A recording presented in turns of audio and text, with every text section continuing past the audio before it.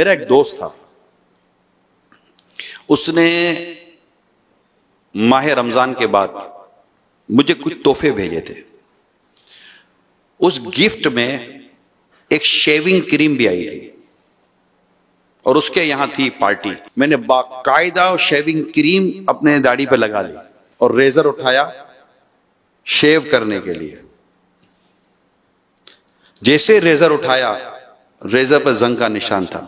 تو مجھے وہ گلزار حبیب مسجد میں اعتکاف کے دنوں میں ہی وہ بات یاد آ گئی تھی. کسی مبلغ نے کہی تھی شاید کہ کسی نے زنگ والی بلیڈ سے شیو کی تھی، وہ زنگ کی وجہ سے وہ سیپٹک ہو گیا اور زہر چڑھ گیا اور وہ اس کا تو مطلب بہت پرابلم ہو گیا. تو میں کہا یار یہ تو صرف زنگ لگا ہوا ہے، اللہ بچانے والا ہے.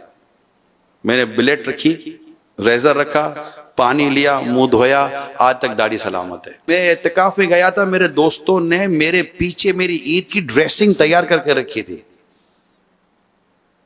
یعنی یہ فرینڈ سرکل کا میں آپ کو جائزہ لے رہا ہوں. ایک وہ فرینڈ سرکل تھا جو شیونگ کی کریم بھیج رہا ہے، میرے ڈریسنگ تیار کر کے رکھ رہا ہے، میری میچنگ تیار کر کے رکھ رہا ہے، سارا وہ چیزیں سب تیار رکھی ہوئی تھی. ایک وہ دوست تھے جو فجر کی نماز میں عید کے دن میرا انتظار کر رہے تھے کہ عمران فجر کی نماز ہمارے یہاں پڑھنے کے لیے آئے گا. تو میں فجر کی نماز پڑھنے کے لیے الحمدللہ اترا اور اللہ کے شکر ہے کہ میں اس وقت امامہ ساتھ لے کر اترا تھا. میرے وہ اسلامی بھائی اللہ ان کو سلامت رکھے، وہ مجھے دیکھ کر خوش ہوئے تھے اور اپنے ہاتھوں سے پھر مجھے امامہ باندھا تھا.